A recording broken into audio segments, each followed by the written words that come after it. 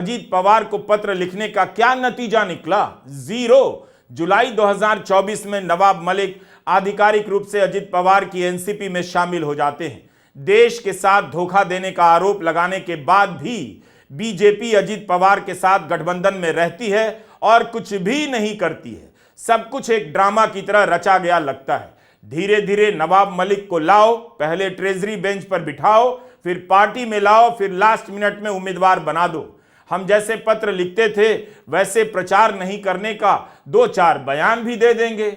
लगता है पहले नवाब मलिक को भी अजीत पवार के समर्थन की पूरी उम्मीद नहीं थी, इसलिए उन्होंने एनसीपी और स्वतंत्र उम्मीदवार दोनों के रूप में पर्चा भरा। मगर आखिर में एनसीपी की ओर से साथ साथ चल रही कांटे की टक्कर है या कुछ हरियाणा जैसे होने जा रहा है। इंपॉर्टेंट है।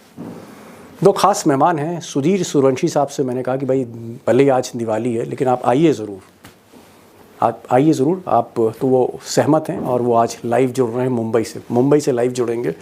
और उमाकांत लखेड़ा साहब वो दिल्ली से लाइव जुड़ेंगे। इस डिस्कशन को ज़रूर सुनिए। सिर्फ शरद पवार की बात नहीं है, बात महाराष्ट्र की है कि महाराष्ट्र में होने क्या जा रहा है। मेरा एक सवाल है सुधीर जी, मेरा सवाल ये कि आप, क्योंकि शरद पवार का जो गढ़ है जिसको हम वेस्टर्न महाराष्ट्र कहते हैं, पश्चिमी महाराष्ट्र, पुणे के चारों तरफ इस इलाके में आप लगातार घूम रहे हैं, लगातार आप यहाँ पर भ्रमण कर रहे हैं। मैं ये बात आपको समझाने में गुरेज नहीं रखेगी कि राम मंदिर बनवाने में भारतीय जनता पार्टी और मोदी योगी का हाथ है, जबकि कानूनी इसका पक्ष यह है कि वो कोर्ट के आदेश से बना है। अब ये अलग बात है और दीगर बात है, आने वाली पीढ़ियां 5 साल बाद 10 साल बाद इस वाक्य को भी पढ़ेंगी कि उस राम मंदिर पर फैसला देने वाली टीम में, जजों की टीम में जो मुख्य न्यायाधीश और न्यायाधीश थे, उनमें से कोई राज्यसभा चला गया रिटायर होने के बाद बीजेपी के रास्ते। तो कोई मीडिया में ये बयान दे बैठता है कि महंगाई बढ़ रही है ना, आपको याद है ना, इसलिए मैं याद दिला रहा हूं। यही तो कहा था, इसमें क्या गलत कहा था? क्योंकि ये जो मोदी जी हैं जिन्होंने ये कहा, जिनको बदनाम किया जा रहा है साजिशन, ये मोदी जी गुजरात वाले हैं जो गुजरात में मुख्यमंत्री थे।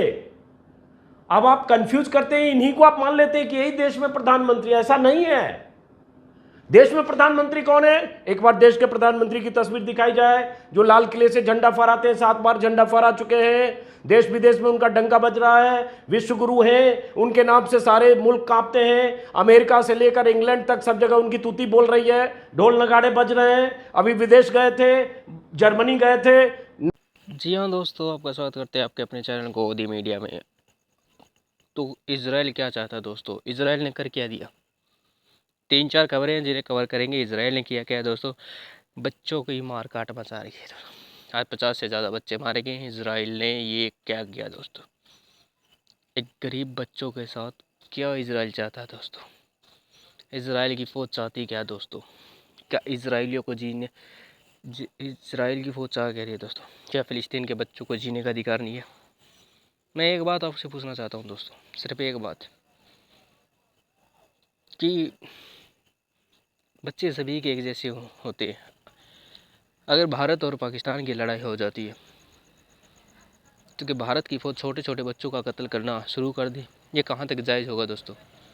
ऐसा कोई नहीं चाहेगा ना, भारत की फ़ौज चाहेगी कि हम बच्चों का कत्ल करें, पर इन्होंने क्रूरता की हदें पार कर दी है दोस्तों। और मोदी सरकार उनको सपोर्ट करिए दोस्तों।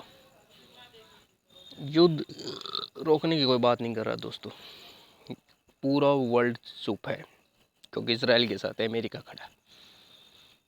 और अमेरिका, आपको पता है दोस्तों, अमेरिका क्या कर सकता है। नंबर 2 की बात करते हैं दोस्तों। महाराष्ट्र के चुनाव में बवाल मचा हुआ कि महाराष्ट्र की इस गद्दी पे कौन बैठेगा, और तरह तरह की षड्यंत्र रचा जा रही है। बटोगे तो कटोगे की नारी लगाई जा रही है। तो किस तरह इस नारों के बीच सेफ महसूस करे जनता? इतने जहरीले नारे हैं, हिंदू मुसलमान आपस में एक दूसरे का चेहरा नहीं देखना चाह रहे, और इन नारों के बीच एक ऐसी गंध मचा रखी है, और वो गंध आप सभी को पता है दोस्तों। कवर करेंगे दोस्तों। तीसरा जो हम बात करें तीसरा कवर करेंगे लगातार गरीब बच्चों का शोषित वर्ग, महंगाई की मार। इतनी महंगाई की मार होगी दोस्तों, कोई आवाज़ उठाने वाला नहीं है दोस्तों। रिचार्ज महंगे होते जा रहे हैं बट सरकार का कोई इन पे कंट्रोल नहीं है दोस्तों। अंबानी अपनी शादी में 8,000-1,200 करोड़ खर्च कर रहा है, रिचार्ज बढ़ा रहा है, सरकार का उस पर कोई कंट्रोल नहीं है। क्यों नहीं है? पूछता है कभी भारत? अंदरो गोस्वामी कब पूछेगा इस बात को? ये अंदरो गोस्वामी से बात करनी पड़ेगी, भाई तुम कब पूछ रहे हो इस बात को?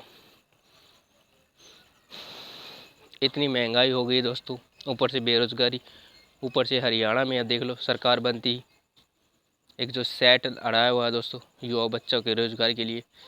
और नायब सैनी साहब को शर्म नहीं आ रही दोस्तों, और सैनी को शर्म आएगी नहीं क्यों? वो बेशर्म हो चुका है, वो बेशर्म मुख्यमंत्री है, उसको शर्म कोई आएगी नहीं।